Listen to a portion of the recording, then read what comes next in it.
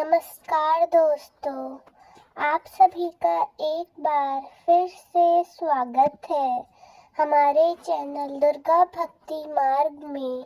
आज मैं आप सभी को सुनाऊंगी श्री सत्यनारायण भगवान की व्रत कथा।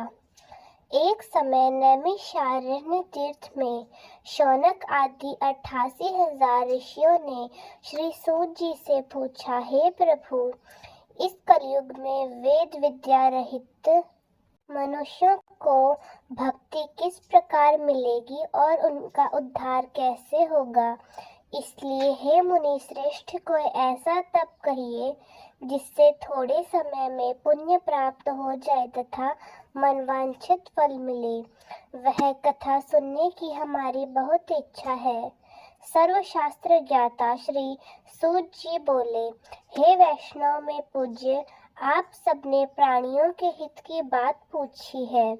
अब मैं उस श्रेष्ठ व्रत को आप लोगों से कहूँगा जिस व्रत को श्री नारद जी ने लक्ष्मी नारायण जी से पूछा और लक्ष्मीपति ने मुनि श्रेष्ठ नारद जी से कहा। सो ध्यान से सुनिए।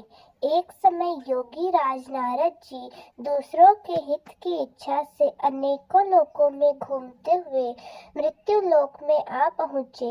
यहाँ अनेक योनियों में जन्मे हुए प्राय सभी मनुष्यों को अपने कर्मों द्वारा अनेकों दुखों से पीड़ित कर सोचा कि किस यत्न के करने से निश्चय ही प्राणियों के दुखों का नाश हो सकेगा।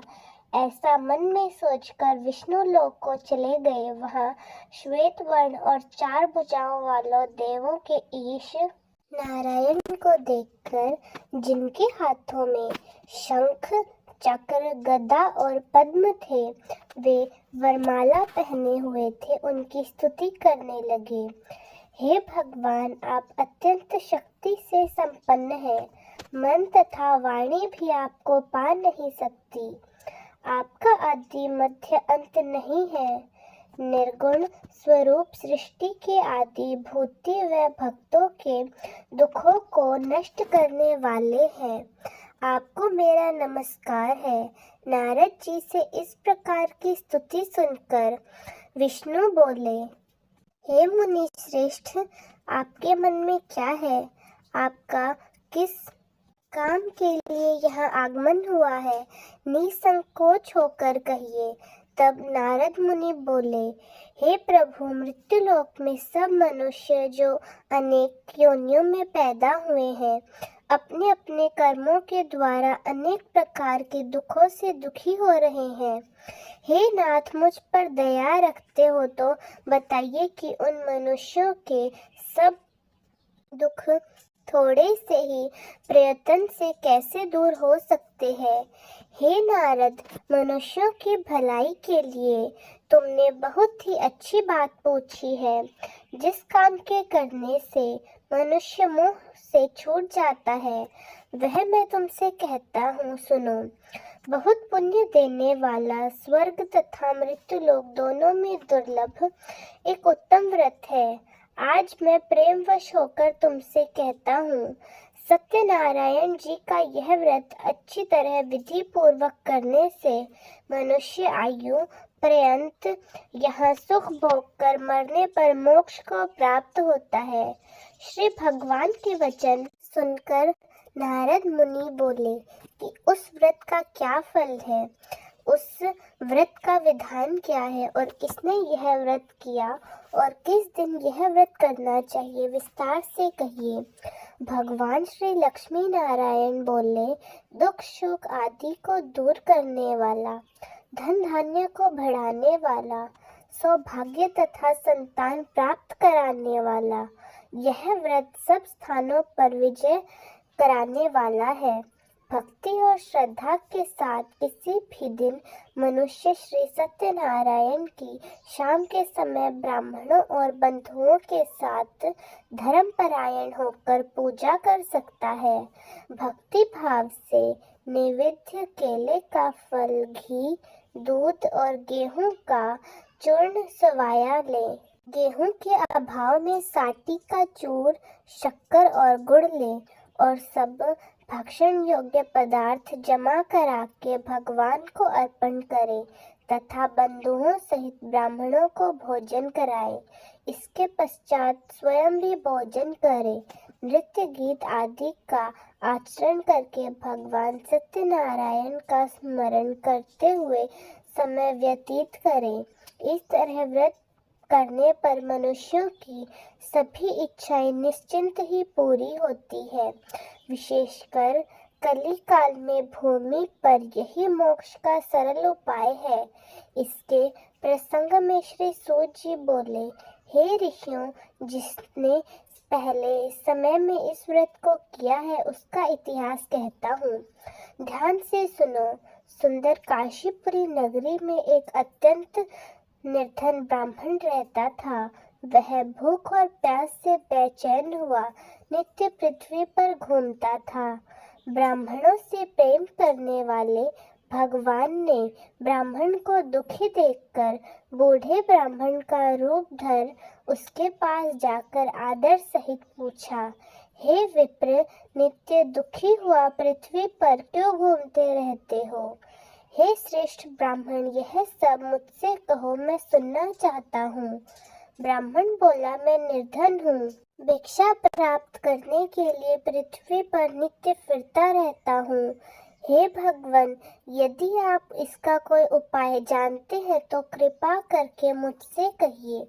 वृद्ध ब्राह्मण रूपी सत्यनारायण भगवान बोले कि सत्यनारायण भगवान वांछित फल देने वाले हैं, इसलिए हे ब्राह्मण, तो उनका पूजन कर, जिसके करने से मनुष्य सभी दुखों से मुक्त हो जाता है। ब्राह्मण को व्रत का सारा विधान बतलाकर बूढ़े ब्राह्मण का रूप धारण करने वाले सत्यनारायण भगवान अंतर्ध्यान हो गए। जिस व्रत को वृद्ध ब्राह्मण ने बताया था, मैं उसको करूँगा, यह निश्चय करने पर उस रात उस ब्राह्मण को नींद तक नहीं आई। वह सवेरे उठकर सत्यनारायण भगवान का व्रत का निश्चय करके भिक्षा के लिए चला गया। उस दिन उसको भिक्षा में बहुत सा धन मिला, जिससे बंधु बांधव के साथ उसने सत्यनारायण जी का व्रत किया। इसके करने से वह ब्राह्मण सभी दुखों से छूटकर अनेकों प्रकार की संपत्तियों से युक्त हो गया। उस समय से वह ब्राह्मण हर माह यह व्रत करने लगा। इस तरह सत्यनारायण भगवान के व्रत को जो करेगा वह सब पापों से छूटकर मोक्ष को प्राप्त होगा। आगे जो पृथ्वी पर सत्यनारायण भगवान का व्रत करेगा वह मनुष्य सभी दुखों से छूट जाएगा। श्री सूत जी ऋषियों से बोले कि इस तरह नारद जी ने नारायण का कहा हुआ यह व्रत मैंने तुमसे कहा है। विप्रो, अब मैं और क्या कहूँ? तब ऋषि मुनि कहने लगे, हे मुनीश्वर, संसार में इस ब्राह्मण से सुनकर किस किसने यह व्रत किया, हम यह सभी सुनना चाहते हैं। हमारे लिए कृपा कर इस व्रत को कहिए। इस व्रत को सुनने के लिए हमारे मन में बहुत श्रद्धा है। श्री सूत जी बोले, हे मुनियों, जिसने इस व्रत को किया है वह सब सुनो। एक समय ब्राह्मण धन और ऐश्वर्य के अनुसार बंधु बांधव के साथ व्रत करने को तैयार हुआ। उसी समय एक लकड़ी बेचने वाला बूढ़ा आदमी आया और बाहर लकड़ियों को रखकर ब्राह्मण के मकान में गया। प्यास से पीड़ित लकड़हारा उसको व्रत करता देखकर ब्राह्मण को नमस्कार करके कहने लगा, हे ब्राह्मण जी, आप क्या कर रहे हैं और इसके करने से क्या फल मिलता है? कृपा करके मुझसे कहिए। ब्राह्मण ने कहा, सब मनोकामनाओं को पूरे करने वाला यह सत्यनारायण भगवान का व्रत है। इसकी ही कृपा से मेरे यहाँ धन धान्य आदि की वृद्धि हुई है। ब्राह्मण से इस व्रत के बारे में जानकर लकड़हारा बहुत प्रसन्न हुआ। चरणामृत का प्रसाद लेने के बाद वह अपने घर को गया। लकड़हारे ने अपने मन में इस प्रकार का संकल्प किया कि आज गांव में लकड़ी बेचने से जो भी धन मिलेगा उसी से सत्यनारायण भगवान का उत्तम व्रत करूंगा। यह मन में विचार करके वह बूढ़ा आदमी लकड़ियां अपने सर पर रखकर जिस नगर में धनवान लोग रहते थे, वह ऐसे सुंदर नगर में गया। उस दिन वहां पर उसे उन लकड़ियों के दाम पहले दिनों से चौगुने मिले। तब वह बूढ़ा लकड़हारा दाम लेकर और अति प्रसन्न होकर पके केले के फल, शक्कर, घी, दूध, दही, नैवेद्य और गेहूं का चूर्ण इत्यादि सत्यनारायण भगवान के व्रत की कुल सामग्रियों को लेकर अपने घर गया। फिर उसने अपने भाइयों को बुलाकर विधि के साथ भगवान जी का पूजन और व्रत किया। उस व्रत के प्रभाव से वह बूढ़ा लकड़हारा धन, पुत्र आदि से युक्त हुआ और संसार के समस्त सुख भोग कर वैकुंठ धाम को चला गया। श्री सूत जी बोलते हैं कि हे श्रेष्ठ मुनियों, अब आगे की कथा कहता हूँ, सुनो। पहले समय में उल्का मुख नाम का एक बुद्धिमान राजा था। वह सत्य वक्ता और जितेंद्रिय था। वह प्रतिदिन देव स्थानों पर जाता तथा गरीबों को धन देकर उनके कष्ट दूर करता था। उसकी पत्नी कमल के समान मुख वाली और सती साध्वी थी। उसकी पत्नी का नाम भद्रशीला था। भद्रशीला नदी के तट पर, और उन दोनों ने श्री सत्यनारायण भगवान का उत्तम व्रत किया। उस समय में वहां एक साधु नाम का वैश्य आया। उसके पास व्यापार के लिए बहुत सा धन था। वह नाव को किनारे पर ठहराकर राजा के पास गया और राजा को व्रत करते हुए देखकर विनय से पूछने लगा, हे राजन, भक्ति युक्त चित्त से आप ये क्या कर रहे हैं? मेरी इसे सुनने की बहुत इच्छा है, सो आप मुझे बतलाइए। राजा बोला, हे साधु बांधव, अपने भाई बंधुओं के साथ पुत्र आदि की प्राप्ति के लिए यह महाशक्तिमान सत्यनारायण भगवान का व्रत व पूजन किया जाता है। राजा के वचन सुनकर साधु आदर से बोला, हे राजन, मुझसे इसका विधान कहो। मैं भी आपके कथन अनुसार इस व्रत को करूँगा। मेरे भी कोई संतान नहीं है और इससे निश्चय ही हो जाएगी। राजा ने सब विधान सुनकर व्यापार से निवृत्त हो वह आनंद के साथ घर गया। साधु ने अपनी स्त्री से संतान देने वाले उस व्रत का समाचार सुनाया और कहा कि जब मेरी संतान होगी तब मैं इस। साधु ने ऐसे वचन अपनी स्त्री लीलावती से कहे। एक दिन उसकी स्त्री सत्यनारायण भगवान की कृपा से गर्भवती हो गई तथा 10वें महीने में उनकी एक सुंदर कन्या का जन्म हुआ। दिनों दिन वह इस तरह बढ़ने लगी जैसे शुक्ल पक्ष का चंद्रमा बढ़ता है। कन्या का नाम कलावती रखा गया। तब लीलावती ने मीठे शब्दों में अपने पति से कहा कि जो आपने संकल्प किया था भगवान का व्रत करूंगा, अब उसे करिए। साधु बोला, इसके विवाह पर करूंगा। इस प्रकार अपनी पत्नी को आश्वासन देकर वह नगर को गया। कलावती पितृगृह में वृद्धि को प्राप्त हुई। साधु ने जब नगर में सखियों के साथ अपनी पुत्री को देखा तो वह तुरंत दूत को बुलाकर कहने लगा कि पुत्री के लिए कोई सुयोग्य वर देखिए। साधु की आज्ञा पाकर दूत कंचन नगर पहुँचे और वहां पर बड़ी खोज और देखभाल कर लड़की के लिए सुयोग्य वर की तलाश करने लगे और बहुत खोजने पर एक सुयोग्य वाणिक वर को ले आया। सुयोग्य वर को देखकर साधु ने अपने बंधु बांधव सहित प्रश्नचित अपनी पुत्री का विवाह उसके साथ कर दिया, किंतु दुर्भाग्य से विवाह के समय भी उस व्रत को करना भूल गया। तब श्री सत्यनारायण भगवान क्रोधित हो गए और श्राप दिया कि तुम्हें दारुण दुख प्राप्त होगा। अपने कार्य में कुशल साधु बनिया जमाता सहित समुद्र स्थित रत्नपुर नगर में गया और वहां दोनों ससुर जमाई चंद्रकेतु राजा के उस नगर में व्यापार करने लगे।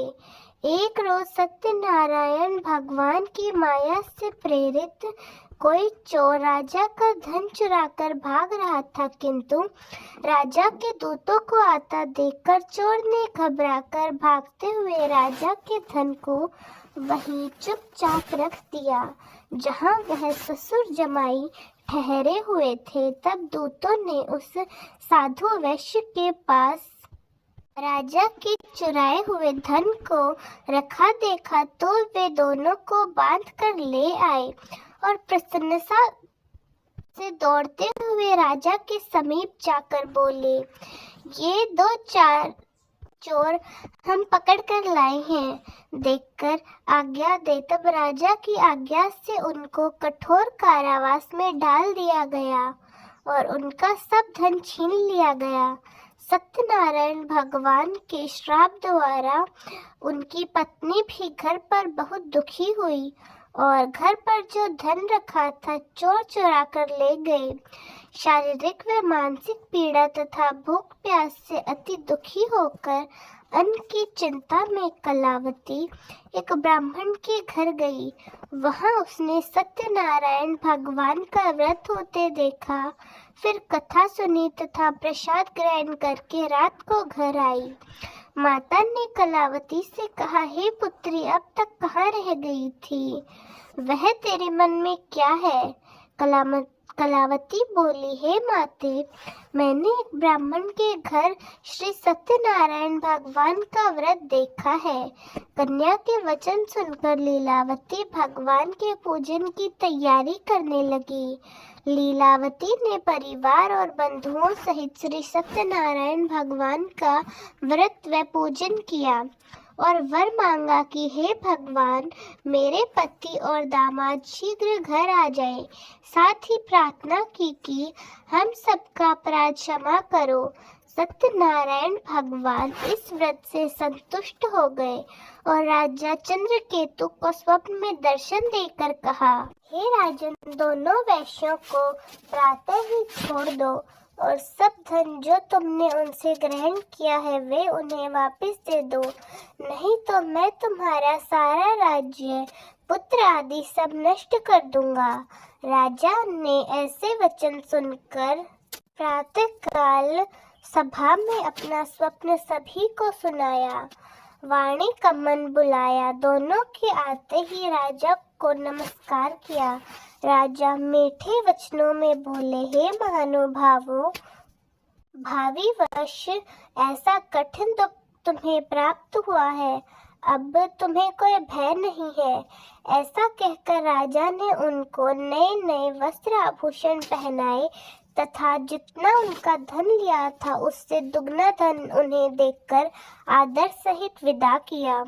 दोनों वैश्य अपने घर को चले गए। श्री सूत जी बोले, वैश्य ने मंगलाचार करके यात्रा करना आरंभ कर दिया और अपने नगर को जाने लगा। उसके थोड़ी दूर निकलने पर दंडी वेशधारी सत्यनारायण भगवान ने उनसे पूछा, हे साधु, तेरी नाव में क्या है? अभिमानी वाणी कनी, आप क्यों पूछते हो?